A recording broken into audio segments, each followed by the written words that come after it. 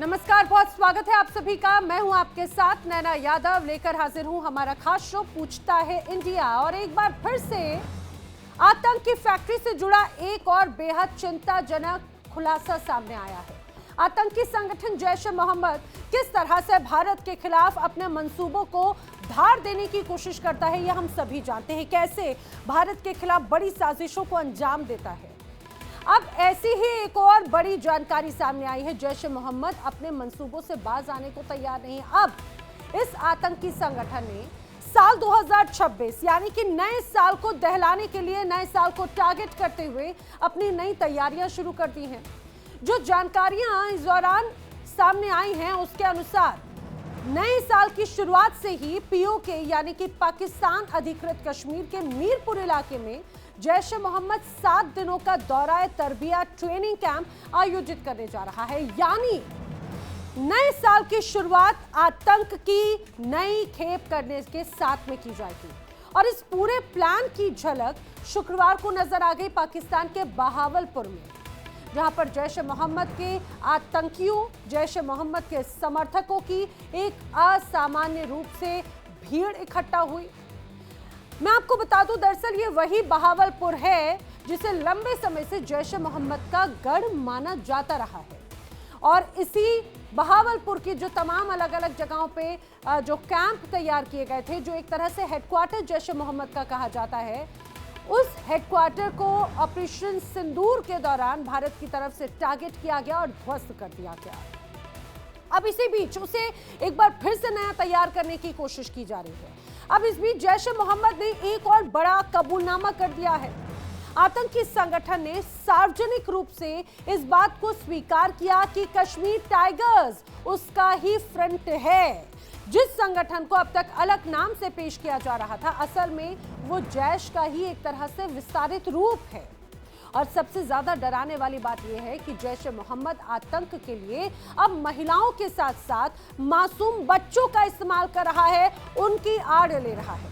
सूत्रों की माने तो कई छोटे बच्चे इन ट्रेनिंग कैंपों में सक्रिय रूप से शामिल कराए जा रहे हैं। यानी आतंकवाद अब केवल बंदूक नहीं बल्कि एक पूरी पीढ़ी को जहर देने की साजिश बन चुका है। और ये सब कुछ हो रहा है पाकिस्तान की धरती पर, वो भी खुल्लम खुल्ला और बेखौफ तरीके से। उससे ये तो स्पष्ट हो जाता है कि किस तरह से जब पाकिस्तान आतंकी गतिविधियों को अगर बढ़ावा देने की कोशिश करता है तो यहाँ के हुक्मरान एकदम खामोश रहते हैं। पहले आइए जरा मैं आपको कुछ तस्वीरें दिखाती हूँ, वहाँ की परिस्थितियों को समझिए और समझिए ऐसा क्यों हम कह रहे हैं कि एक बार फिर से जैश ए मोहम्मद कर रहा है कुछ बड़ी साजिश। ये बड़े मुबारक कदम है और हम देख रहे हैं पूरे मुल्क में कि जहां जहां हमारे ये इंट्रा पार्टी इलेक्शन हुए हैं, माशाअल्लाह हमारे वो भाई जो सदर बने हैं, सीनियर नायब सदर बने हैं, इंतजामिया ने भी और इदारों ने भी उनको वो हैसियत देना शुरू कर दी है। उनकी उस तरह बात सुनी जा रही है जिस तरह बल्दियाती इलेक्शन के बाद चेयरमैन और वाइस चेयरमैन की सुनी जाती है। तो इस तरह के तमाम और भी कई ऐसे बड़े सबूत मिले जो ये दर्शाते हैं कि बहावलपुर में जिस तरह से एक बड़ी भीड़ इकट्ठी हुई वो सामान्य नहीं थी। वो एक असामान्य जलसे के रूप में यहाँ पर सभी एकत्रित हुए। और जैश ए मोहम्मद जिसने भारत में बड़ी आतंकी गतिविधियों को अंजाम दिया, बड़े हमलों को अंजाम दिया, वो जैश ए मोहम्मद जो चाहे बात अमेरिका हो या फिर तमाम ऐसे इंटरनेशनल संगठनों की तरफ से जिसे आतंकी संगठन घोषित किया गया है, वो जैश ए मोहम्मद पाकिस्तान की धरती पर खुल्लम खुल्ला यहाँ पर बैठकें करता है, रणनीतियाँ तैयार करता है, अपने कैंप चलाता है, ट्रेनिंग कैंप संचालित करता है। और पाकिस्तान के हुक्मरान, चाहे बात यहाँ के सेना अध्यक्ष की हो, चाहे बात यहाँ के प्रधानमंत्रियों की, राष्ट्रपति की, वो सभी एकदम मुंह पे पट्टी बांध के रहते हैं। अब ऐसे में बड़े सवाल हैं, जैश ए मोहम्मद की नई आतंकी रणनीति क्या है, क्योंकि नए साल को लेकर एक बड़ी तैयारी जिस तरह से सामने आ रही है। दूसरा बड़ा सवाल, आतंकी कैंप को लगाने में क्या मुनीर उनकी मदद कर रहे हैं। तीसरा अहम सवाल, पाकिस्तान में आतंक और सत्ता की सांठगांठ क्या अब खुलेआम है। ये वो तमाम सवाल हैं जिनको लेकर करेंगे चर्चा, जानने की कोशिश करेंगे। मेरे साथ में खास मेहमानों का जो पैनल कनेक्ट हो रहा है, आइए मैं आपको उनसे मिलवा देती हूँ। सबसे पहले मेरे साथ में रक्षा विशेषज्ञ के तौर पर retired colonel Sanjeev Malik connected हैं। मेरे साथ रक्षा विशेषज्ञ retired major doctor Ali Shah मेरे साथ में कनेक्ट हो रहे हैं। पाकिस्तान से पत्रकार हुसैन जावेद मेरे साथ में कनेक्ट हो रहे हैं। पत्रकार मेरे साथ में बिलाल शफीक कनेक्ट हो रहे हैं पाकिस्तान से। आप सभी खास मेहमानों का इस पूरी चर्चा में बहुत स्वागत है। मैं चर्चा की शुरुआत यहां पर करना चाह रही हूं संजीव मलिक जी आपसे। मुझे ज़रा ये समझाने की कोशिश कीजिए कि बहावलपुर में जैश ए मोहम्मद का पहले एक तरह से गढ़ और हेडक्वार्टर माना जाता था, जिसे ऑपरेशन सिंदूर के दौरान ध्वस्त कर दिया गया। अब एक बार फिर से यहाँ पर इस तरह से भीड़ एकत्रित होती है और रणनीतियां तैयार की जाती हैं। और उसमें यह भी पता चला है कि पीओके के कई ऐसे इलाके हैं यहाँ पर नए साल के दौरान 7 दिनों तक कैंप लगाए जाएंगे। ये किस तरह की रणनीति है सर भारत के खिलाफ, और क्या भारत को इस पे चिंता जाहिर करनी चाहिए?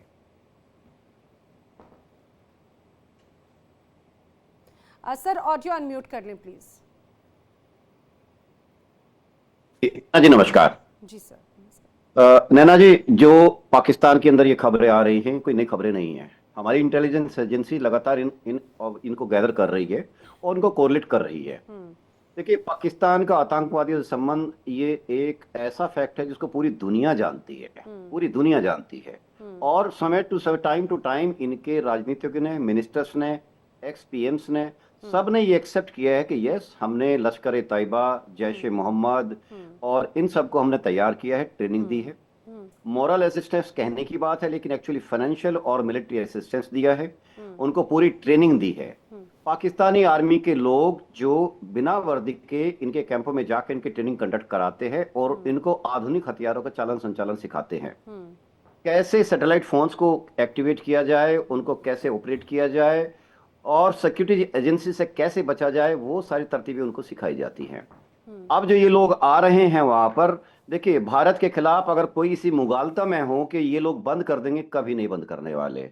देखिए, सवाल झगड़ा इस बात का नहीं, झगड़ा है मैम दो विचारधाराओं का। दो विचारधाराएं लड़ रही है। एक तरफ वो विचारधारा है कि जो हम कहते हैं कि लिव एंड लेट लिव, वसुधैव कुटुंबकम। एक विचारधारा ये है कि नोबडी बिसाइड सेट, या तो हमारी तरह बन जाइए, नहीं तो तुम्हें जीने का कोई अधिकार नहीं है। और इस चीज को बैकग्राउंड में बच्चों के अंदर डाल के पूरी एक हवा ऐसी तैयार की जाती है कि पूरी की पूरी जनरेशन उन्हें खराब कर दी गई है।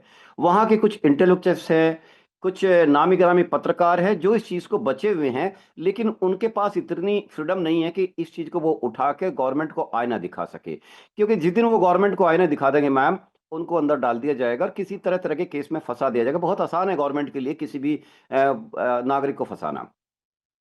इनके पास आज जो सलाहियत आ रही है, देखिए, ऑप सिंदूर के बाद से ये तकरीबन 6 महीने तक छुपे रहे बिलों में। इनको आज ये मालूम है कि हमारे पास, देखिए, हमने जो सैटेलाइट छोड़े ना नैना जी, ये सैटेलाइट्स वो सब है, देखिए, हमारे बहुत सारे साइंटिफिक पर्पज को मीट करने के अलावा, एग्रीकल्चर मीट करने के अलावा, हमारी डिफेंस की हमारी यूटिलिटी भी है इनके लिए। और हमको वो इन्फॉर्मेशन जो हम कभी, जिसके लिए हम डिपेंड करते थे अमेरिका पे या दूसरे कंट्रीज पे, यूरोपियन कंट्रीज पे, और वो हमको डिनाई करते थे, उन सब चीज को अब हम गैदर कर रहे हैं। और आज हम सब इन एविडेंस को, जो क्रेडिबल एविडेंस है, इन सबको इकट्ठा करके हम अपने कंक्लूजन, हमारी एजेंसी निकाल सकती है कि यस, कहां पर बिल्डअप हो रहा है। क्योंकि अभी पीछे पीछे खबर आई थी कि इन लोगों ने पीछे से कुछ अपने कुछ कैंप्स ध्यान बटाने के लिए पीछे के डेप्थ के एरिया में भी रिलोकेट किए हैं। वहां पे भी ट्रेनिंग चलेगी है, जिनको स्टेज फॉरवर्ड किया जाएगा टाइम टू टाइम जब भी इनकी जरूरत पड़ेगी। देखिए, आतंकवाद ऐसी चीज है कि जिनको इन्हीं के लोगों ने माना है। अभी ज्यादा दिन की बात थोड़ी है मैम। देखिए, मई मेरे ख्याल से 2025 की बात है, जबकि ख्वाजा आसिफ साहब इंटरव्यू दे रहे थे। और किसको दे रहे थे? ये एक पत्रकार थी, उन्होंने पूछा तो उन्होंने साफ साफ कहा कि यस, ये डर्टी जॉब्स हम पिछले कई दशकों से कर रहे हैं। और किसके लिए कर रहे हैं? अमेरिका ले कर रही है, वेस्ट के लिए कर रही है। और उनका even for Britain we are doing this. यानी एक मंत्री लेवल का आदमी, मिनिस्टर जो गवर्नमेंट का पार्ट है, वो इस चीज को एक्सेप्ट कर रहा है। 2018 में इनके एक्स जो प्रेसिडेंट थे जनरल मुशर्रफ, उन्होंने ये एक्सेप्ट किया था। उन्होंने भी एक्सेप्ट किया था, यस, हम दे रहे हैं इनको ट्रेनिंग, हमने दिया है। Pakistan has been given all kind of assistance to their all kind of outfits to carry out the terror activities in India. इसके अलावा सबसे इंपॉर्टेंट देखिएगा, 2019 में जब इनके ex prime minister Imran Khan sahab Pakistan से अमेरिका की यात्रा पर गए थे, अमेरिका की यात्रा के दौरान उन्हें एक्सेप्ट किया था। कि यस पाकिस्तान की धरती टेररिस्ट एक्टिविटी के यूज हो रही है, और हमारी गवर्नमेंट उनको फाइनेंशियल असिस्टेंस देती है, मिलिट्री ट्रेनिंग देती है, और ये सब नेक्सस चल रहा है। खुलेआम एडमिट किया था उन्होंने। और ये सर, ये नेक्सस जो चल रहा है, इसके बहुत ऐसे जी। तमाम बड़े सबूत भी मिलते हैं। मैं इसी सवाल को लेकर मेरे साथ में संजीत सिरोही जी भी कनेक्ट हो चुके हैं, रिटायर्ड कर्नल। सर, आपका भी बहुत स्वागत है। लेकिन हुसैन जावेद, मैं आपका रुख कर रही हूँ। लश्कर तैयबा के डेप्यूटी चीफ है सैफुल्लाह कसूरी, उसने एक वीडियो में ये कबूल किया है कि पाकिस्तान की सरकार और सेना उनके संगठन को फंडिंग देती है, खासकर के मुरिद के हेडक्वार्टर को रीबिल्डिंग करने के लिए एक तरह से उनको सपोर्ट किया जाता है। और ये दावा एक तरह से उनकी तरफ से ये कहा गया है कि उनके संगठन को, उनके नेताओं को पूरा तवज्जो मिलता है और उनकी बात भी सुनी जाती है। तो पाकिस्तान के स्टेट स्पॉन्सर्ड टेररिज्म के ये तो सीधे सीधे बड़े सबूत हैं। सबसे महत्वपूर्ण बात तो यही हो जाती है और इसी बात में ही बहुत स्पष्ट हो जाता है। दूसरी तरफ हम देखते हैं, एक तरफ जिस तरह से बहावलपुर में एक बार फिर से यहाँ पर संगठनों की एकत्रित होते हैं, लोग एकत्रित होते हैं, यहाँ की सरकारों को पता है, यहाँ के सेना अध्यक्षों को पता है, जैश ए मोहम्मद, लश्कर तैयबा के लोग, ये क्या समर्थन मिल रहा है? क्या वो एक सेफ अम्ब्रेला क्रिएट किया गया है? नैना जी, सबसे पहले तो आपका शुक्रिया कि आपने इनवाइट किया।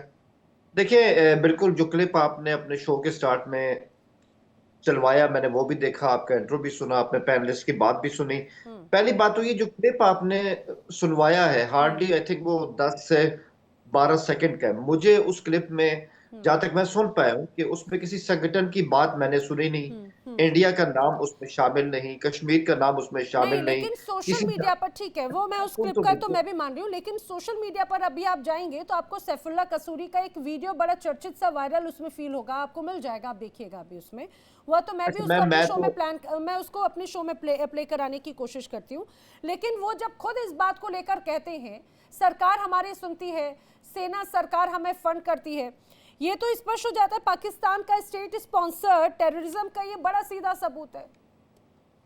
देखिए, मैं फिलहाल तो उसी क्लिप की बात करूंगा जो आपने इस तरह से चला भी लिया, और मैंने उसको सुन के अपनी राय दी कि शायद वो किसी से अपनी सियासी जुमात की बात कर रहे थे।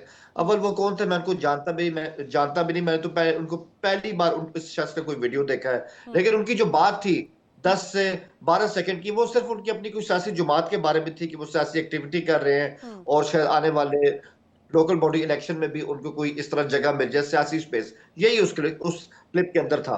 दूसरी बात ये कि ऑब्वियसली जब से शो स्टार्ट हुआ मैंने एलटी का नाम सुना है, दोबारा जैश का नाम सुना है। इस पे तो मेरा मौकिफ वही है कि हमारी स्टेट और हमारी तमाम हुकूमतें इनको बाकायदा बैन कर चुकी है सिंस 2002, और उस टाइम यहाँ पे जनरल मुशर्रफ की हुकूमत थी। उसके बाद से इनकी किसी किस्म की एक्टिविटी को पाकिस्तान में इस तरह से पनपने नहीं दिया जाता। बारहा इन्होंने अपने नाम इस तरह चेंज किए, बारहा ये इन्होंने क्लेम भी किया कि हमने वेलफेयर अपनी ऑर्गेनाइजेशन बनाई है जो खिदमत खल्क का काम करती हैं, एजुकेशन देते हैं, लोगों की दादरसी करते हैं, लेकिन उन पर भी बैन लग गया। तो 2001 से पहले ये बात होती तो मैं इसको मान सकता था कि इनको स्टेट की पैट्रोनाइजेशन है या इनको उस तरह फंडिंग मिलती रही है या ये ट्रेनिंग भी करते हैं। लेकिन इट्स बीन 23-24 साल हो चुके हैं, हम 2026 में जा रहे हैं, इनको कोई स्टेट स्पॉन्सर्ड एक्टिविटी पाकिस्तान में बिल्कुल नहीं हो रही। और एक और बात, आपने बहावलपुर की बात की, ये ठीक है, शायद इंडिया में इस शहर का नाम इस साल मई में सामने आया है। बहावलपुर हमारा कल्चरली एक रिच सिटी है, उसकी पाकिस्तान में वही हैसियत है जो आपके जोधपुर की है, बिल्कुल, और बहुत ज्यादा एक कल्चर्ड सिटी है, उसमें कोई शक नहीं है। और उसके इमेज को खामखा इस तरह खराब करने की कोशिश की जाती है। मैं आपको बता सकता हूँ इसलिए कि मैं 3 साल बहावलपुर में रहा और मैंने वहां कभी किसी किस्म की कोई स्थान, कोई शहर, कोई गली मोहल्ला या फिर कोई प्रदेश या कोई देश कभी भी खराब नहीं होता, खासतौर से उसकी छवि वहां के लोगों से जुड़ती है, वहां की गतिविधियों से जुड़ती है। ये हम अक्सर देखते हैं हमेशा। अगर पाकिस्तान को लेकर भी बात होती है तो वहाँ के लोग खराब नहीं हैं, वहाँ की व्यवस्थाएं खराब नहीं है, वो तो बड़ा खूबसूरत देश है, हम देखते हैं। लेकिन दिक्कत क्या हो जाती है कि ऐसे जो चुनिंदा लोग जिनका नाम या उस इलाके से जुड़ा हुआ नजर आता है और उसके बाद में उन पर जब कंट्रोल नहीं होता, वो एक मछली पूरे पानी को खराब करती है ना, ये उनमें से उस उदाहरण के साथ में सटीक है।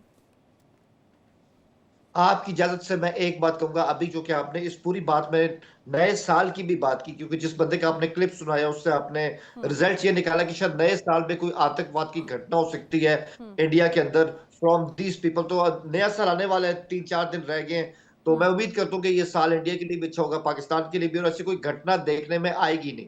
तो मैं नहीं समझता, हाँ हम भी नहीं चाहते कि इंडिया में दहशतगर्दी और ना हमारी तरफ हो। अब हमें इन प्रॉक्सी वॉर से अपने आप को आगे लेके जाना होगा। ठीक है, ठीक है। आपने देखिए, आपने एक बहुत अच्छी सकारात्मक बात तो ज़रूर कही है, लेकिन संजीत सिरोही जी, सबसे महत्वपूर्ण बात ये हो जाती है, मैं हुसैन जावेद को एक बार मैं यहाँ पर बता दूँ, संजीत जी से सवाल करूँ उसके पहले, जिस तरह से हम बहावलपुर का जिक्र कर रहे हैं, बहावलपुर आखिर क्यों चर्चा में आया है सबसे ज्यादा? दरअसल जैश ए मोहम्मद का ये गढ़ हेडक्वार्टर माना जाता है, जैश ए मोहम्मद का यहाँ पे मरकज, ट्रेनिंग कैंप के तौर पर, और चाहे बात यहाँ पर हम देखते हैं हाफिज सईद जैसे लोगों की मौजूदगी। अब यहाँ पे एक तरफ हुसैन जावेद कहते हैं कि भाई पाकिस्तान में या ऐसे संगठनों पर पाबंदियां हैं, वो पाबंदियां क्या किसी काम की हैं?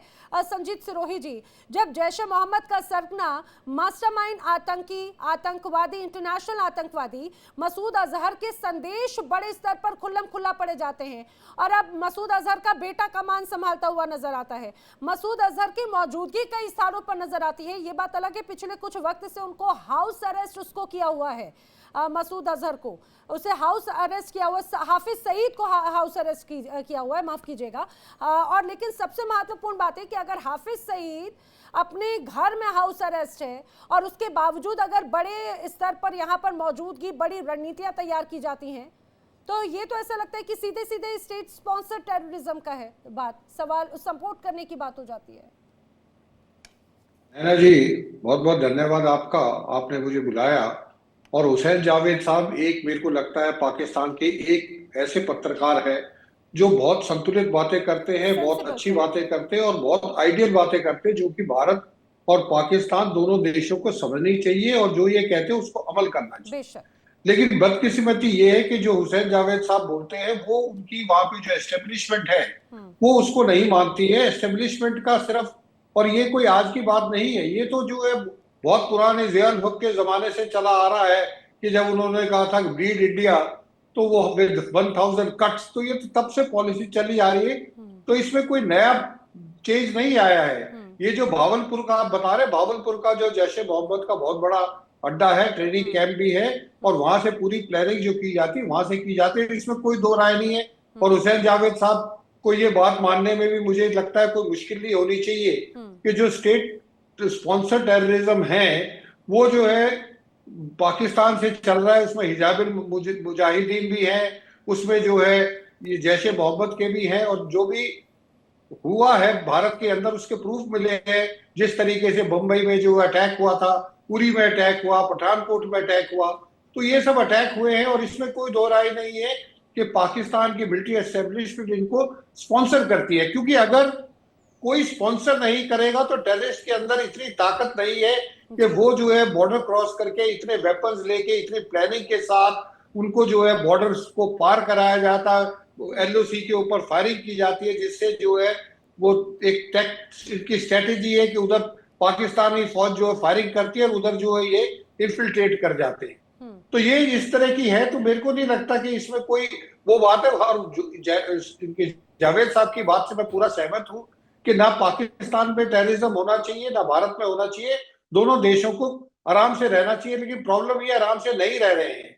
आप देखिए कोई भी हरकत होती है वो जो है हर 6 महीने, 1 साल 2 साल बाद तक, अभी जैसे मई में हुआ था पहलगाम में, अभी जो है 7-8 महीने हुए, एक जो है दिल्ली में बम ब्लास्ट हुआ है। अदरवाइज ये कुछ ना कुछ भारत के अंदर और कुछ ना कुछ पाकिस्तान में होता रहता है। तो इसलिए मेरा ये मानना है कि जो पाकिस्तान की जो एस्टेब्लिशमेंट है, पाकिस्तान की गवर्नमेंट में कोई खराबी नहीं, पाकिस्तान के अवाम में कोई खराबी नहीं है, पाकिस्तान की जो मिलिट्री एस्टेब्लिशमेंट है उनकी सिर्फ एक ही आइडियोलॉजी है कि किसी तरीके से भारत को ब्लीड किया जाए, भारत को अनस्टेबल किया जाए, ताकि भारत की जो फौजें लगी हुई है जम्मू एंड कश्मीर में उनको जो है टाई डाउन किया जाए इंसर्जेंसी के हिसाब से। तो ये उनका अपना जो है स्ट्रेटेजी है उनकी कि भारत को वो लो कॉस्ट ऑप्शन है, क्योंकि अगर लड़ाई लड़ते हैं तो दोनों देशों का बड़ा नुकसान होता है। लेकिन अगर प्रॉक्सी वॉर करते हैं टेररिस्टों के थ्रू तो उसमें ज्यादा नुकसान नहीं होता। 10-12 आदमियों को ट्रेन करते हैं, उनको भेज देते हैं, घर वालों को पैसे दे देते हैं, हथियार दे देते हैं, वो मर जाते हैं तो घर वालों को कंपेंसेट कर जाते हैं, फिर आगे जिंदगी चलती रहती है। तो ये बहुत लो कॉस्ट ऑप्शन है, और जो कि पाकिस्तान बड़ी बेखूबी से, बड़ी ईमानदारी से जो है इसको पिछले 35 साल से निभा रहा है। नैना जी, आपकी बात पे कुछ रिएक्ट कर रहे थे हुसैन जावेद, या मैं जब सवाल कर रही थी तो उसमें प्रतिक्रिया दे रहे थे हुसैन जावेद? अरे मैं भी करण साहब की काफी बातों से एग्री करता हूँ कि दोनों मुल्कों को आखिरकार पीस की तरफ इस तरह से जाना चाहिए। लेकिन मैं यहाँ एक बात का सिर्फ इजाफा करूंगा, देखिए जहाँ तक कश्मीर की बात है ना, हम कश्मीर में किसी किस्म की दहशतगर्दी चाहते नहीं है, चाहे वो हमारी साइड का हो या वो आपकी साइड को। लेकिन एक बात है, मैं हमेशा कहता हूँ हर फोरम पे, और मैं क्या, ये तो एक एस्टेब्लिश फैक्ट है कि ये मुद्दा जो है ना, जब इंडिया पाकिस्तान आपस में जब भी अभी ना से कुछ सालों बाद ही टेबल पे बैठेंगे तो इश्यूज दो ही है। आपको हमारे साथ दहशतगर्दी का इशू है, क्योंकि आप समझते हैं कि वो यहाँ से होती है, और हम कहते हैं कश्मीर का मसला हल होना चाहिए। कश्मीरियों की हम सफारती और सियासी हिमायत जारी रखते हैं, लेकिन उनकी इसके अलावा कोई और इमदाद की नहीं जाती। लेकिन हम ये जरूर कहते हैं कि ये मसला है जिसको हल होना चाहिए। इसमें कोई शक नहीं। चलिए अब मैं बिलाल का रुख कर लेती हूँ। जी जी, संजीत सिरोही जी कुछ कह रहे हैं, और मेरा पॉइंट ये है कि आपकी बात बिल्कुल एग्री करते हैं, और बातचीत होती भी रही है। ऐसा नहीं कि हमारी आपकी पाकिस्तान और भारत की कभी बातचीत नहीं हुई। हर प्राइम मिनिस्टर ने हमेशा कोशिश की है बातचीत करने की आपसे। प्रॉब्लम ये है, हमारी भारत की सबसे बड़ी प्रॉब्लम है कि हम बातचीत किससे करें, क्योंकि जैसे मैंने पहले बताया, वहां पे जो टेररिस्टों को जो स्पॉन्सर करती है वो सरकार नहीं करती, वो शहबाज शरीफ साहब नहीं कर रहे। वो जो है आपके जो भी चीफ हो, मैं ये नहीं कह रहा कि आसिम मुनीर अभी करें, पहले बाजवा साहब थे, उससे पहले और भी चीफ थे, वो ये मिलिट्री एस्टेब्लिशमेंट की आपकी जो है ये एक डॉक्ट्रिन है। ये एक जनरल जियाउल हुक ये डॉक्ट्रिन छोड़ के गए हैं, और उसी डॉक्ट्रिन को जो है मिलिट्री एस्टेब्लिशमेंट आपकी फॉलो कर रही है। हम बात करने के लिए तैयार है, लेकिन बात किससे करें? बात अगर प्राइम मिनिस्टर से आप कैसे करते हैं तो प्राइम मिनिस्टर से बात हो जाती है, लाहौर डिक्लेरेशन हो जाती है, नवाज शरीफ साहब और अटल बिहारी वाजपेयी जो है एक दूसरे से हाथ मिलाते हैं, हक करते हैं, लाहौर में जाते हैं वाजपेयी साहब बस के अंदर, सब बातें ठीक हो जाती है। फरवरी में वापस आते हैं, मई के अंदर पता लगता है कि पाकिस्तान आर्मी तो कारगिल में आके बैठ गई है पोस्टों के ऊपर। तो फिर बातचीत किससे करे? और बातचीत करके अगर आपकी सरकार मान भी जाती है कि हाँ ये दोस्ती होनी चाहिए, भाईचारा होना चाहिए, सारी होनी चाहिए, तो मिलिट्री एस्टेब्लिशमेंट फिर उसको सबोटाज कर देती है। इससे भी महत्वपूर्ण बात यह है कि जैश ए मोहम्मद की जो मानसिकता रही, जैश ए मोहम्मद हमेशा से, या हाफिज सईद जैसे ऐसे तमाम संगठन, और अभी भी जिस तरह से हिमायती की अगर बात कही यहाँ पर हुसैन जावेद ने जम्मू कश्मीर को लेकर, जम्मू कश्मीर का इतिहास पूरे सभी के सामने है। जब हिंदुस्तान और पाकिस्तान जब अलग हुए, जब आज़ाद हुए, तो उस दौरान भी जम्मू कश्मीर शुरू से ही हिंदुस्तान का हिस्सा था।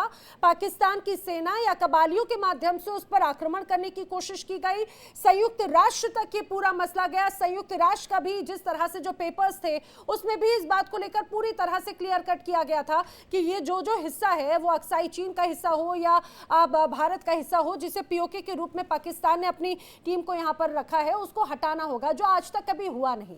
और ये शुरुआत से अभी तक था। मुझे लग रहा है, अगर मैं गलत नहीं हूँ संजीव जी, अगर मैं गलत नहीं हूँ तो जरा बताइएगा, फिर मैं बिलाल का रुख करती हूँ। थैंक यू नैना जी। देखिए प्रॉब्लम ये है कि जैसे हुसैन जावेद साहब है कि कहते हैं कि बातचीत होनी चाहिए, बिल्कुल इनकी बात दुरुस्त है। कोई भी इशू बातचीत से ही समाधान निकलेगा। और मैं आके जो सिरोही साहब की बात है उसको भी इससे कनेक्ट करना चाहूंगा। बातचीत के कितने दौर हमने किए पिछले 50 सालों में, बहुत किए। अभी यहाँ पर प्रॉब्लम आ गई, द क्राइसिस ऑफ क्रेडिबिलिटी। आप जैसे कह रहे थे, देखिए कोई भी एग्रीमेंट दो देशों के बीच में तब स्टेबल होता है जो दो सिविलियन गवर्नमेंट के बीच में वो समझौता हो। अब देखिए वहां के जनरल मुशर्रफ थे, जब पराक्रम हुआ तो उन्होंने अमेरिका से बात करने के बावजूद और ये एश्योर किया कि पाकिस्तान की सरजमीन को किसी भी, उन्होंने भारत का नाम ही नहीं लिया, उन्होंने कहा किसी भी देश के खिलाफ टेररिस्ट एक्टिविटी के लिए यूज नहीं होने दिया जाएगा। बात बहुत अच्छी थी, कुछ दिन तक इसका बड़े वाई हुई। उसके बाद क्या हुआ? उसके बाद ये बात कोई करने वाला, ना इसका कोई एग्रीमेंट है ना कहीं है। तो जैसे बात कर रहे हैं, बातचीत का माहौल तब बनता है कि बातचीत करने वाली एक एस्टेब्लिशमेंट हो। अब वहां पे जो सरकार है, जो प्राइम मिनिस्टर साहब है, हम पूरा एहतराम करते हैं कि प्राइम मिनिस्टर साहब, उनकी तो पावर छिनी जा रही है दिन पे दिन। सारी पावर मुनीर साहब ने अपने हाथ में ले ली। अगर कोई आर्मी चीफ या सीडीएफ एक ऐसा मतलब फ्लेक्सिबल माइंडसेट का आदमी हो कि जिसके अंदर सभी के लिए आदर सम्मान हो और जो सच में सॉल्व करना चाहता है, तो एक आशाएं बनती हैं। हमारे यहाँ भी कुछ चलता है, अमन की आशा वाले बड़े गैंग चलते हैं, लेकिन निकलता रिजल्ट क्या है? उन अमन की आशा का रिजल्ट मैम ढाक के 3 वाला निकला है। और यही कारण है कि हमारे पास्ट एक्शन हमारे पास्ट एक्शन आज को प्रेजेंट को डिफाइन करते हैं। और सबसे महत्वपूर्ण बात है, हिंदुस्तान में जो ऐसे तमाम अगर अलग अलग ग्रुप हैं या संगठन हैं, वो किसी देश को, किसी की आवाम को के लिए घातक नहीं है। अंतर्राष्ट्रीय स्तर पर उन्हें किसी तरह रूप में बैन किया नहीं गया, उनको किसी रूप में कोई सर्टिफिकेशन नहीं मिला। जिस तरह से जैश ए मोहम्मद या लश्कर तैयबा जैसे संगठन हैं, उन्हें अंतर्राष्ट्रीय स्तर पर उनकी गतिविधियों को लेकर ये ऐसी गतिविधियां रही जो पाकिस्तान के लिए सरदर्दी रही। मैं बिलाल का रुख करना चाह रही हूँ। बिलाल, लेकिन जिस तरह से तमाम ऐसी बड़ी रिपोर्ट सामने आई है और उसमें यह कहा गया है कि 1 जनवरी से लेकर लगभग 7 दिनों तक बड़ी ये कहा जाए कि बड़ी रैली भी नहीं, एक तरह से मीटिंग और मौजूदगी रहेगी, खासतौर से पीओके के इलाकों में। और इस दौरान जो तमाम अलग अलग संगठन हैं उनको एकजुट किया जा रहा है, उनको ट्रेनिंग दी जा रही है, महिलाएं बच्चों को लेकर। आखिर क्या रणनीति चल रही है अब जैश ए मोहम्मद या फिर ऐसे आतंकी संगठनों की?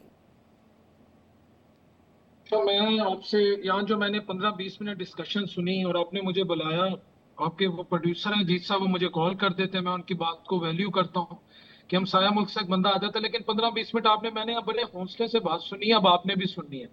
एक तो नैना जी, मेरा ख्याल है कुछ एथिक्स होते हैं। मेरा नाम बिलाल नहीं है, मेरा मोहम्मद डॉक्टर बिलाल शफीक नाम है। जिस तरह बाकी गेस्ट को जी कहती है ना, अगर आपको मेरे से कोई मसला है ना, क्योंकि मैं सच बोलता हूँ, मैं वो मोहसिन खान है, मोहसिन रजा खान है, उसकी तरह ये बात नहीं कर सकता कि मैंने सुलेमान खान या आमिर खान को बुरा कह दिया तो मैं टाइम किल करने का मतलब नहीं है। सुनिए प्लीज, टाइम किल करने का मतलब नहीं है। आप तरीके से आप अपनी बात रखेंगे, मैं आपको बिल्कुल कट ऑफ नहीं करूंगी। अभी अगर आप इस तरह से इस चीज को टाइम किल करेंगे तो और कोई मतलब नहीं होगा, फिर मुझे किसी और गेस्ट की तरफ जाना होगा। और रही बात, अगर आप मोहसिन रजा जो आपके पिछली चर्चा में जो शामिल थे, आप भी बहुत अच्छे से जानते हैं, अगर आपको मुझे एथिक्स बताने की जरूरत नहीं है और ना ही मुझे पिछली अपने डिस्कशन का यहाँ पर कोई डिस्कशन करना है, ठीक है? जो पिछली चर्चा रही उसके यहाँ पे मुझे पॉइंट्स उठाने की जरूरत नहीं है। आपका वो कृत्य पूरी दुनिया ने देखा है, उसकी क्लिप्स सबने देखी है। प्लीज हम उस पे ना जाएं। और चूंकि आप यहाँ पे मेरे पैनलिस्ट हैं, मैं आपसे सम्मान के साथ में आपसे सवाल पूछा है, आप उसका जवाब दीजिए। बात सुने बीबी, बात सुन ले बीबी, बीबी मोहतरमा, बात अरे सुन ले, बोलिए तो भाई। अच्छा, बात है आपने यहाँ पर जो 15-20 distortion of fact, distortion of history, Mohammad आ गया, फलाना आ गया। मैं इतने 2 रिटायर्ड कर्नल बैठे हैं, I was expecting from them that they would apologise to the Christian community living in India. मैं इनसे ये उम्मीद कर रहा था कि जो हमारी मसीह बरादरी भारत में रह रही है, ये उनसे माजरत करेंगे, क्योंकि जो कुछ लखनऊ में हुआ, जो कुछ दिल्ली में हुआ, अब बात सुन लीजिएगा, फिर मैं आपको लश्कर उस तरह बताऊंगा। अगर आप क्रिश्चियंस को इंसान नहीं मानते तो फिर मैं लश्कर पे आ जाता हूं। अगर आप उन्हें इंसान मानते हैं, आप समझते हैं कि उनके राइट्स हैं, उनको भी अपना क्रिसमस डे को सेलिब्रेट करना चाहिए था, तो मुझे 2 मिनट किसने कहा नहीं किया? किसने कहा नहीं किया? बिलाल शफीक, किसने कहा नहीं किया? नहीं, आप तेजस्वी प्रकाश का ट्विटर अकाउंट चेक करें, I am quoting you the name, वहां पर मैंने देखा। अरे भाई साहब सुनिए, यही वजह है कि आप इस तरह से गर्त में हैं। सुनिए, मैं आपसे बात कर रही हूँ, जैश ए मोहम्मद और लश्कर तैयबा की बात कर लो भाई। क्यों भाग रहे हो सच से? क्यों भाग रहे हो? क्यों भागना चाहते हो? एक आपका हिंदू, उसका नाम है, नाम भी लिखा हुआ है, सुरिंदर अभिनाथ, वो चर्च के अंदर घुसता है, चर्च के अंदर पास्टर के मुंह पे चपाटे मारता है, थप्पड़े मारता है, और उसको कहता है, ये दोनों ये बुजुर्ग बैठे हैं 2 रिटायर्ड कर्नल, अगर मेरी ये बात गलत हो तो मैं कहूंगा मुझे बॉर्डर के बीच में शूट कर दीजिएगा। ना पास्टर के मुंह पे थप्पड़, सुनिए, बॉर्डर के ऊपर आपके ऊपर गोली जाया करने की जरूरत नहीं है, किसी को गोली जाया करने की जरूरत नहीं है। उसके लिए आपके आतंकी संगठन हैं, और उन्हीं को ही जिस तरह से अगर दहशतगर्दी जो फैलाएगा उसके साथ में यही होगा। और रही बात इस तरह के मसलों की, तो उसके लिए और दूसरे मंच हैं, जब वो डिबेट का मौका होगा उस पर मैं बिल्कुल चर्चा करूंगी। फिलहाल मुझे आप अपना जवाब दे दो, या लश्कर तैयबा जैश ए मोहम्मद से जुड़ा हुआ? आपके अंदर इतनी मॉरल करेज है कि आप क्रिश्चियन कम्युनिटी से माफी मांगे? ये तो यहाँ पे रिटायर्ड को बैठे बिलाल शफीक, अगर आप मॉरल सपोर्ट या मॉरल समझ की बात करते हैं कि आपने बलूचिस्तान वालों से माफी मांगी, बलोचियों से माफी मांगी, पीओके वालों से आपने माफी मांगी, केपी के वालों से माफी मांगी, आपने उन लोगों से माफी मांगी जिन पर अभी आपने हाल ही में कुछ समय पहले गोलियां बरसाई थी कराची के अंदर, इस्लामाबाद के अंदर। तो प्लीज आप ये एथिक्स की या ये फालतू की बातें जो आपके मुंह से बिल्कुल भी शोभा नहीं देती, बिलाल, ये सारी बातें आपके मुंह से शोभा नहीं देती। मुझे ये बताइए, जो एक नई रणनीति तैयार हो रही है जैश ए मोहम्मद की, आखिर वो रणनीति क्या कहती है? क्या अब मासूम बच्चों को हथियार बनाएंगे? लेकिन मेरे बस में होना, मेरा कैसे लश्कर तैयार करो जो इंडिया में बीजेपी को खुश के मारे, उस बेशरम बेगैरत। जरा ऑडियो अप करना बिलाल शफीक, और मुझे जरा देखना है ये बेगैरत व्यक्ति, पिछली बार भी उसको तमीज तो थी नहीं कि किस तरह से, बिलाल शफीक को तमीज तो थी नहीं कि एक महिला के साथ में कैसे बात करनी है। यहाँ पर जिस तरह से बेशर्मी की सारी हदें पार करते हो बिलाल शफीक, इंडियन टेलीविजन पर बैठकर तुम भारत की पार्टी से तुम इतने ज्यादा खौफजदा हो, यहाँ के लोगों से इतना ज्यादा खौफजदा हो कि तुम लश्कर तैयबा को आगे बढ़ाने की बात कहते हो, कत्लेआम मचाने के लिए। ये तुम्हारी सोच है बिलाल शफीक, ये तुम्हारा जहर। मैं बिल्कुल नहीं चाहती हूँ कि तुम जैसे लोग मेरी चर्चा में शामिल भी हो, मैं बिल्कुल नहीं चाहती। तुम्हें तो तुम्हारे खुद के लोग पत्रकार नहीं मानते बिलाल शफीक, तुम्हें तुम्हारे खुद की कम्युनिटी पाकिस्तान के लोग पत्रकार नहीं मानते, क्योंकि जब तुमने मुंह खोला है ना, सिर्फ जहर उगला है। तुम लश्कर तैयबा आतंकी संगठन ज्वाइन करके बैठे हो क्या? मुझे पत्रकार कम, लश्कर तैयबा या आतंकी संगठन के आतंकी ज्यादा लगते हो, दहशतगर्द कहीं के। संजीव जी कुछ कह रहे हैं, प्लीज सारे गेस्ट को ऑडियो अप कीजिएगा। नैना जी ये सिर्फ जहर उगलने के लिए आते। ऐसे लोगों की वजह से पाकिस्तान बर्बाद है, पाकिस्तान की छवि खराब है। हुसैन जावेद कितने सलीके से बात करते हैं, या बाकी कितने सलीके से बात करते हैं। मुझे शर्म आती है कि पाकिस्तान में बोलती हूँ ये बिलाल शफीक को अभी के अभी डिबेट से निकालिए, अभी से निकल जाओ बिलाल शफीक, निकल जाओ, और आने की चेहरा दिखाने की जरूरत तक नहीं है तुम्हें। नैना जी आप एनर्जी वेस्ट मत कीजिए। तैयबा को बढ़ावा देने की बात करता है ये व्यक्ति, भारत में दहशतगर्दी फैलाने का खुलम खुला यहाँ पर प्रचार कर रहा है। नैना जी आई रिक्वेस्ट यू कि आप एनर्जी वेस्ट मत कीजिए। ऐसे लोग आते हैं जो एक एजेंडा लेके आते हैं और उस एजेंडा को पुश करने की कोशिश करते हैं, क्योंकि इस चैनल को, आपके चैनल को लाखों आदमी देखते हैं इस वक्त, और ये प्राइम टाइम का आपका समय है। इसको बहुत ज्यादा वाइड पब्लिसिटी के साथ देखा जाता है, और इसमें आप अपने को ये मत कीजिए हम बड़े बुद्धू पर आते हैं। देखिए पाकिस्तान से हमारे और भी दोस्त हैं, और जैसे हमारे हुसैन जावेद साहब है और बहुत सारे दोस्त हैं जो फैक्ट पे बात करते हैं और एक पॉजिटिविटी की बात। संजीव जी मैं माफी के साथ रोकना चाह रही हूँ, मैं हुसैन जावेद को यहाँ पर, क्योंकि वो पाकिस्तान से ही कनेक्टेड है। हुसैन जावेद जी, आपके एक साथी पत्रकार, उसने आपने सुना, वो कहता है लश्कर तैयबा को और इतनी ताकत दो कि भारत के अंदर घुसकर आतंक मचाए, भारत के अंदर सबसे बड़े राजनीतिक दल को का कत्लेआम करे, नेताओं को घुसकर मारे। ये मानसिकता है इनकी, ये खौफ है, या ये किस तरह की नफरत है? ये आतंकी गतिविधियों को बढ़ावा देने वाली बात नहीं तो क्या है? ये पत्रकार कम, आतंकी संगठन लश्कर तैयबा का आतंकी ज्यादा नजर आता है। ये देखिए नैना जी, कोई ऐसी बात किसी इंडियन को या पाकिस्तानी को नहीं करनी चाहिए जिससे दोनों मुल्कों के दरमियान इस तरह से मजीद जो नफरत है उसमें इजाफा। पहली क्या कम, हमारे जो है आपस में हालात अच्छे नहीं है। तो मैं समझता हूँ कि ये डिबेट एक बात करने का मौका होता है, एक दूसरे को सुनने का मौका होता है। इसलिए नहीं आते कि हम एक दूसरे से कन्विंस हो जाए, क्योंकि हर एक के अपने अपने एक सेट पैटर्न है। लेकिन बात ये कि बात हमसे करनी चाहिए कि बिलाल शफीक जैसे लोग जुड़ते हैं और वो हमेशा कहते हैं कि भारत पाकिस्तान के रिश्ते कभी अच्छे हो नहीं सकते, ना अभी हैं ना कभी थे और कभी होंगे नहीं, क्योंकि वो सीधे सीधे हमेशा नफरत फैलाने की बात करते हैं।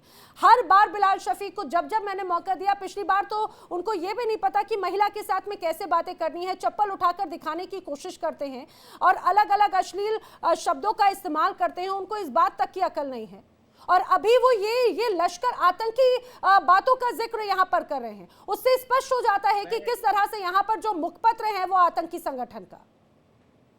मैं इस बात की जो है वो कड़े अल्फाज में निंदा करता हूँ कि किसी भी, खासकर जो खातून एंकर होती है, उनका एक एहतराम करना चाहिए, रिस्पेक्ट करनी चाहिए, और ये सब पे फर्ज है, हम सब पे फर्ज है। जैसे आप भी हम सबको इज्जत देती हैं, तो ये बिल्कुल इसको वाइस वर्सा ऐसे ही होना चाहिए। लेकिन एक बात जो है ना वो तल्ख फैक्ट है कि हॉक्स भी होते हैं, डव्स भी होते हैं, लेकिन मैं फिर भी कहूंगा जुबान का जो चुनाव होता है, अल्फाज का चुनाव, वो हर एक बंदे को उसको बहुत एहतियात से इस्तेमाल करना चाहिए, बिकॉज एक नेशनल टीवी होता है तो हर बंदा आपको देख भी रहा होता है और आपको जज भी कर रहा होता है। तो इसमें लेकिन वो जो आपने इसमें लश्कर तैयबा की बात की ना, मैं अगेन अपने उसी मौके पर कायम हूं। देखिए हमारे यहाँ ये स्टेट लेवल पे बैन है, अब ये कहीं और से ऑपरेट कर रहे हैं, अगर हमारी जमीन से तो नहीं कर रहे, तो मैं उनके बारे में कुछ कह नहीं सकता हूँ। लेकिन हमने एक फैसला कर लिया है, किसी किस्म के नॉन स्टेट एक्टर्स को हमने अपनी सरजमीन पर अब पनपने नहीं देना। 1979 में भी हमने अफगानिस्तान में, आपको पता है वहां पे एक वॉर हो रही थी सोवियत यूनियन की अफगानिस्तान की, तो उस टाइम भी हमारी सरहदें खुल गई थी, हमने अफगानों के लिए लेकिन हुसैन जावेद आप कह रहे हैं कि वो पाकिस्तान में बैन है, पाकिस्तान से ऑपरेट नहीं करते, लेकिन जब आपके यहाँ के आईएसआई इतनी खुफिया, इतनी एक्सपर्ट है, पिछली बार भी जब बात हुई थी, इनका आपने बजट भी इतना बढ़ाकर रखा है, आपने उनको सर्व सुविधा युक्त ऐसे बनाकर रखा है कि उनकी मौजूदगी में कोई परिंदा भी पर नहीं मार सकता, हर हलचल पर उनकी नजर रहती है। अरे अपने देश तो छोड़िए, दूसरे देशों की भी हलचल पर उनकी इतनी बारीकी से नजर रहती है।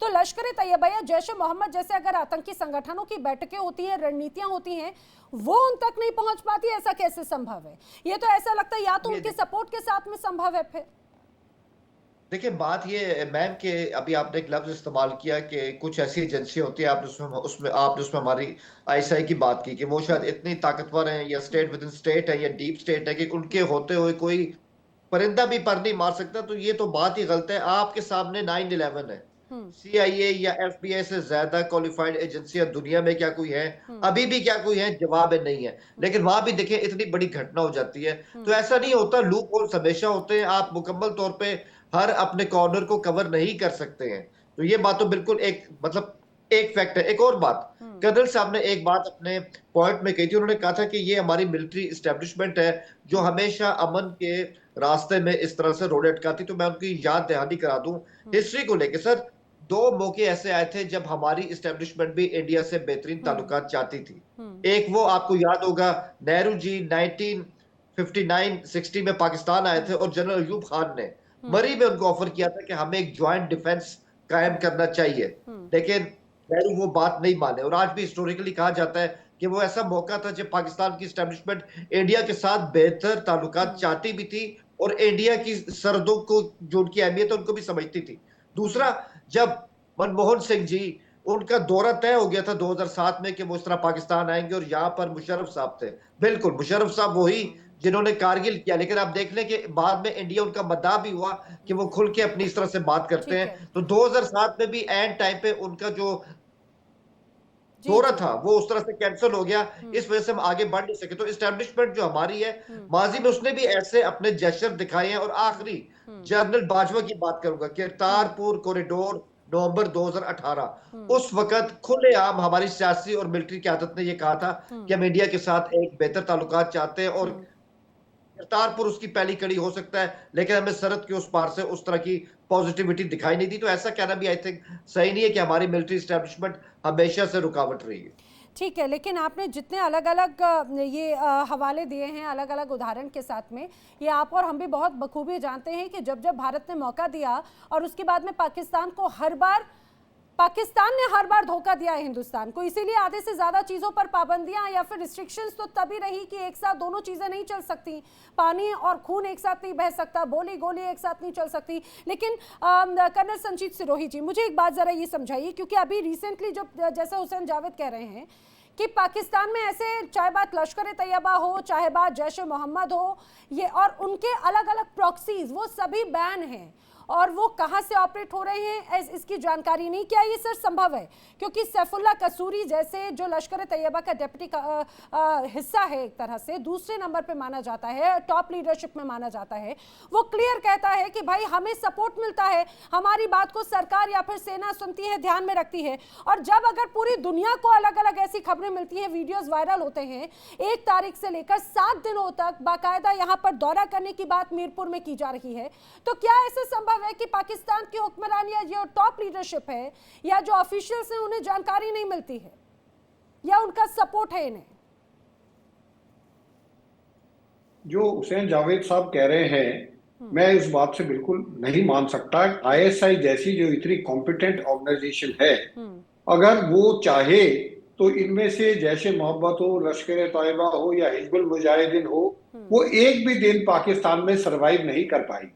ऐसा नहीं हो सकता कि रैलीज होती है, उनमें इनके लीडर जो सैफुल्लाह खान ये वीडियो बना रहे हैं और उनको ये नहीं पता ये वीडियो कहाँ पे बन रही है, कैसे बनाई जा रही है, और जैश ए मोहम्मद का जो है चीफ कहाँ पे है, ये बोल रहे हैं हाउस अरेस्ट है।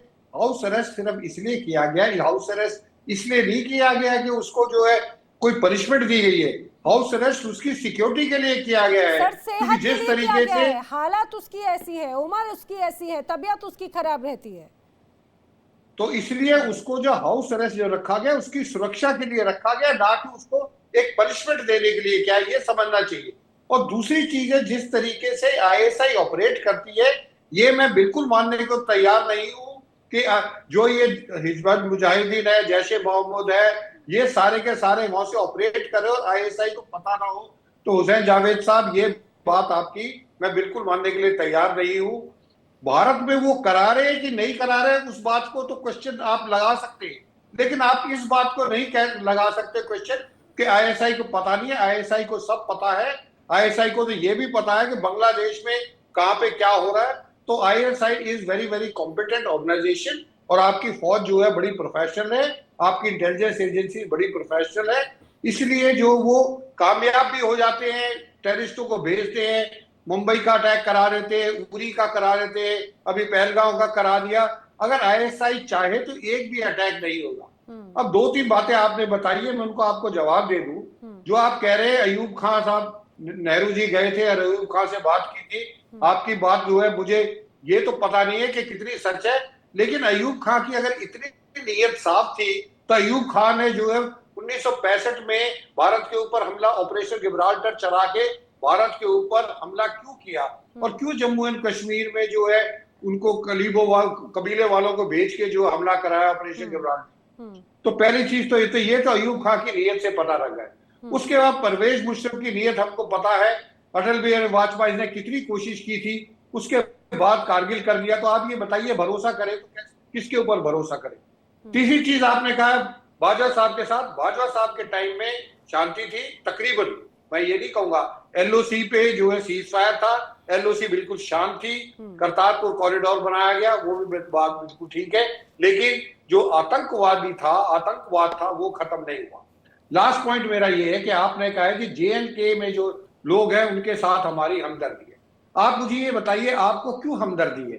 जब 1947 में भारत का और जम्मू एंड कश्मीर के राजा ने जब एक्सेशन साइन कर दिया और भारत का वो हिस्सा बन गया, तो फिर आप वो जब भारत का हिस्सा बन गया तो फिर जम्मू कश्मीर क्या, आपको हमदर्दी तो हरियाणा से भी होनी चाहिए, पंजाब से भी होनी चाहिए, महाराष्ट्र से भी होनी चाहिए। जम्मू कश्मीर से क्यों आपकी इतनी हमदर्दी है?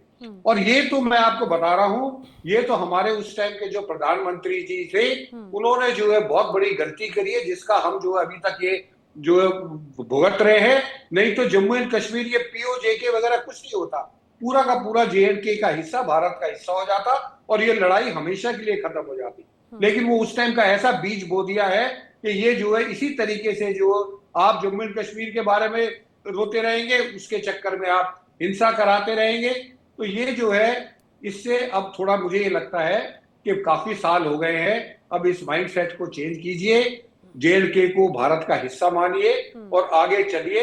आप भी खुश रहेंगे, हम भी खुश रहेंगे। नैना जी। जी हुसैन जावेद। जी हुसैन जावेद, आप कुछ कह रहे थे, बोलिए।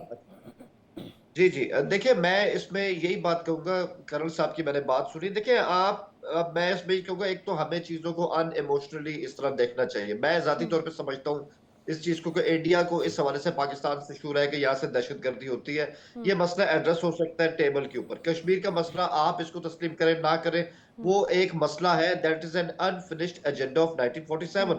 आपके लिहाज से वो एक डॉक्यूमेंट था जो कि महाराजा हरि सिंह ने प्रेशर में साइन इस तरह से कर दी, तो और आप समझते हैं कि इतने बड़े खत्ते का आपके साथ इस तरह से इलाक हो गया।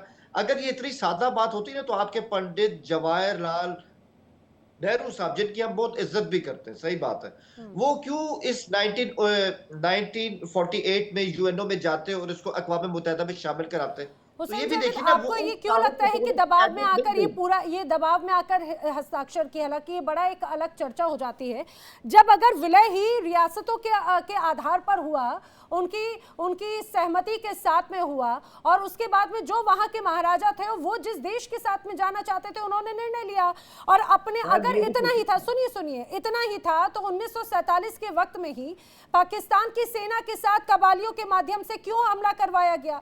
और यही वजह है कि फिर वहां के जो राजा थे उन्होंने भारत से क्यों मदद मांगी।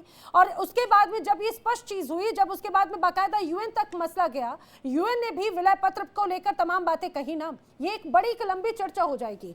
लेकिन इससे भी इतर, चूंकि आपने आगरा समझौते का जिक्र किया था हुसैन जावेद, आप अपनी बात पूरी कीजिएगा, लेकिन आपने जब आगरा समझौते का या फिर आगरा वाले उस पूरे दौर की बातचीत की थी, मैं आपको ये बता दूं, एक बार नहीं 1947 से लेकर 10 बार ऐसे अगर हम सर्च करेंगे तो इससे हमारे पास में पिन टॉप्स पर होगा, 10 बार अलग अलग समय पर भारत की तरफ से मौके दिए गए। और आगरा समझौते के वक्त में भी दरअसल मसला तो यही था कि कारगिल के बाद में मुशर्रफ को आमंत्रित बाकायदा भारत ने किया था। भारत ने कहा था कि आप आतंक के खिलाफ कार्रवाई कीजिए, लेकिन आतंक के खिलाफ कार्रवाई करने से इनकार किया गया।